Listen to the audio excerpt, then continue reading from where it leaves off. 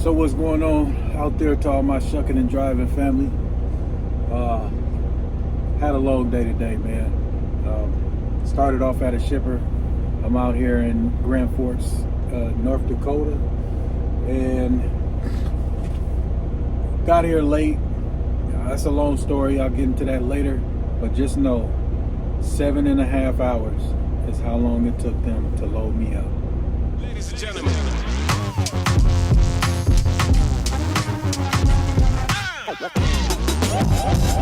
Okay, family. So, yeah, like I said, man, 7.5 hour wait. That is entirely too long. I was late. Yes, it was. Well, it wasn't my fault, but it was the company's fault. You know, there's nothing I could control. So I came into North Dakota last night, and in the place where I was in North Dakota, it was supremely cold. I'll post it on the video a little bit later at the end after I get that recorded. But it had dropped down to about 25, which is not extremely cold. And I've been in a lot colder weather with this truck and haven't had to warm it up. But this particular night, which is last night, my fuel gelled on me. Okay, so when I got up, I'm running the truck, had it going. It wasn't stalling out, or it wasn't didn't have any hiccups as it was idling.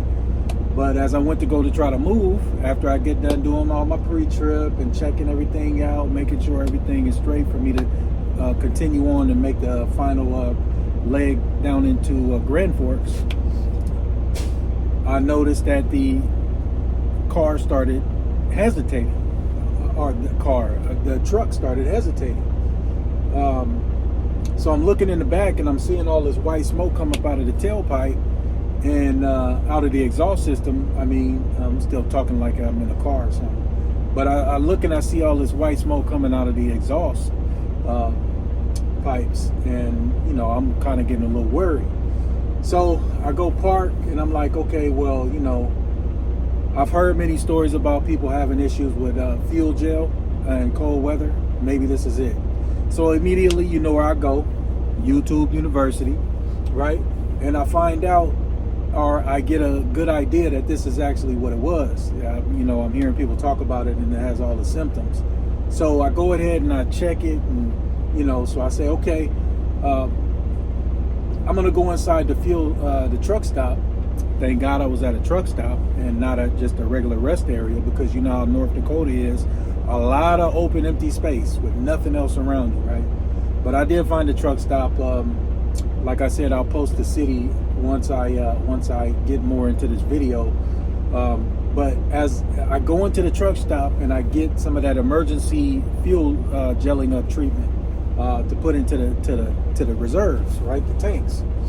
So I go do that, and you know, I'm told, okay, so you let it sit for probably about 30 minutes to give the solution enough time to degel what's in the fuel.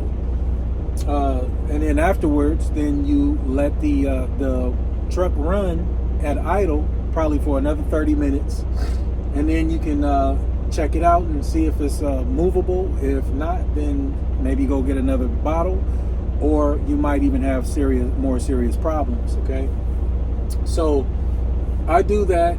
I get done sitting and everything, and you know, I let it sit for 30 minutes, and then I let it idle for about another 30 minutes, and then I put the truck in drive and I start, you know, moving around so that the fluid can get dispensed through the whole engine system evenly, and give that a chance to work. You know, so I do that, and you know, at lower speeds, the speeds that I started out with before I put the anti-gel in there, or it's not even an anti-gel, but it's a gel treatment, emergency gel treatment is what I'm going to call it.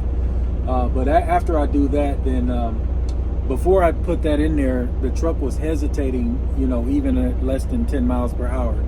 Okay, it was jerking, doing a funny thing, like the exhaust system was choking, right?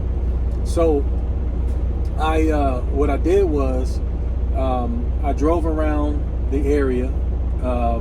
You know, I drove around there for probably maybe about, I did probably about 20 laps.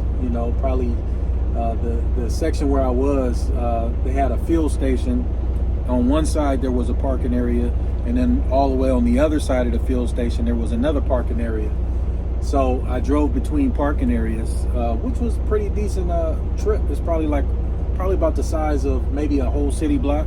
I'm talking about doing the laps around it, equal to about a city block, one lap around.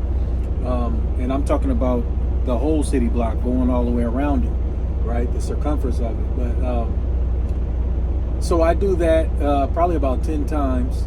And then I noticed that it started getting better, and it wouldn't start hesitating until I reached probably close to about 30-35 miles per hour.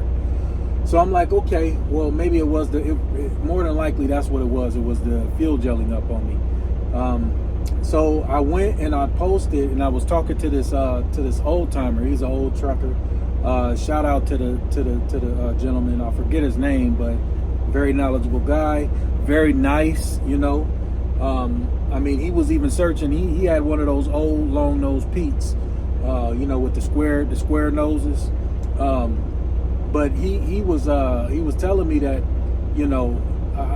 I need to check the fuel filter, right, or the air water separator, because that's what you can see. The fuel filter is pretty much kind of locked in there, and it doesn't have a see-through glass on it, or see-through plastic, so that you can see the filter. But I was talking to him, and he was telling me that I need to change the filter because the fuel might be gunked up, and if it's gunked up, then that's exactly what I need to do.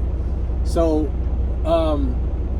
I looked, I didn't see any gunking at all, right? So it was probably just in the lines, hadn't even reached the fuel water separator, or even the fuel filter, the secondary, or the, I don't know if it's the secondary or the primary, but whichever one doesn't have the open face on it.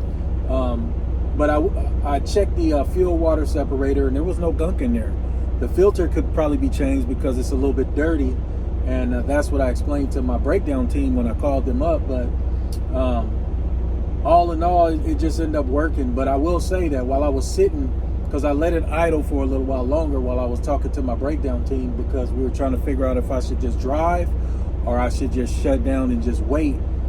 Because I was under the impression that there's a Napa Auto Parts right up the street, less than a mile. I could have walked over there. I looked online and said that they did have parts for this truck concerning that fuel air water separator filter, and then also the filter that goes on the I can't even talk right now, but the filter that goes on the other filter that doesn't have an open face where you can see the filter in it, right? So I was going to go do that, and we decided to wait. And as I was sitting there waiting, talking to them, I tried to move it again, did another lap like I was telling you while I was on the phone with them. And at this time, I was going past 30. So I told them, I said, look, I can probably make it to the place, and I could probably even go on further because there's no gunk in there in the air water separator filter that I can see, and the filter is not even that dirty. But I probably do want to change it just because they recommended, and even the old timer that I was talking to, he was telling the same thing.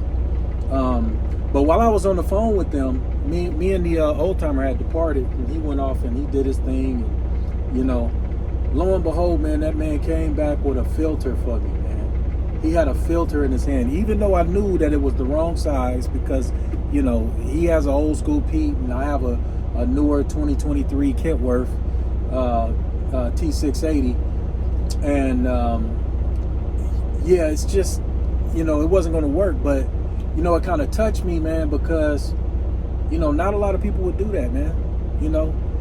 There is a lot of nice people out here in the world today, and that's why, when things get wrong, and this is my little words of, encouragement for the day. And I always like to have some words of encouragement because, when you think things are going bad, man, there's always somebody there to encourage you and then lift you up and, just take a lot of the stress off of the whole situation. So, shout out to that man. you know, very nice guy, man. And it's just, you know, it just is what it is, man. This is, you know, that's why I always like to read my Bible, man. I always like to give thanks to God, whatever I do, whether I'm going through hard times or whether I'm going through good times. You know, I thank God whatever I do, and I try to have the best attitude that I can and deal with people accordingly, because you never know what type of day somebody's having. But all it takes is just that one little gesture that you know, it could, you never know, man. Somebody could be on the edge and about to, you know, do something of the worst case scenario that anyone can do. And you might be that person that, you know, eases them up and changes their whole mind and their mind frame. So you guys out there, stay encouraged, you know, keep trucking, man, and man, just do it moving, man. Keep it living, you know, do it moving, you know. But anyway, y'all, that's my story for today. I'm headed on over to Wilmington, Illinois, about to drop off with General Mills. And once I get there, then I'll probably create another video, or I'll add to this one. Who knows? I'll decide that once I get there. But I know that I need to start making these videos a little bit more frequently. I think it's pretty informative. You know, it's very encouraging. Especially this situation, man. I just wanted to share it with y'all. So even if one of y'all are having a bad day or something like that, man, maybe this will uplift your spirit. You know, start looking for the good instead of looking for the bad. Be an optimist, not a pessimist. You know, you know, I think the world will be a lot better of a place. You know, respect people's boundaries, of course, but yeah, always you know, just keep a positive attitude, because it goes a long way. But anyway, I'll either tap back in with y'all later, or I won't, you know, depending on how I feel at the end of the trip.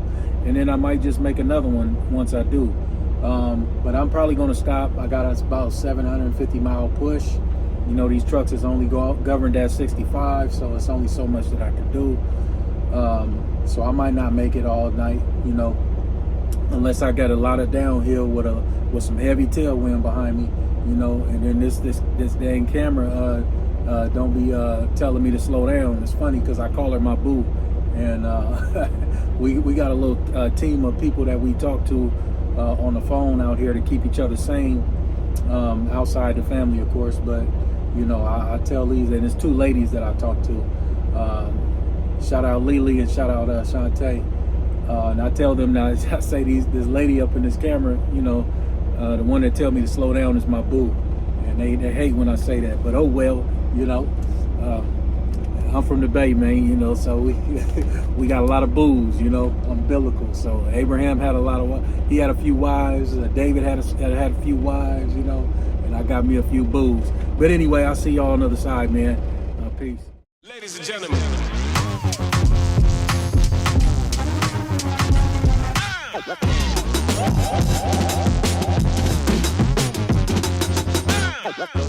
Yeah, so I just went up inside of there, man, got weighed in the Flying J right up the street, you know, because I'm a little heavy, about 36,000.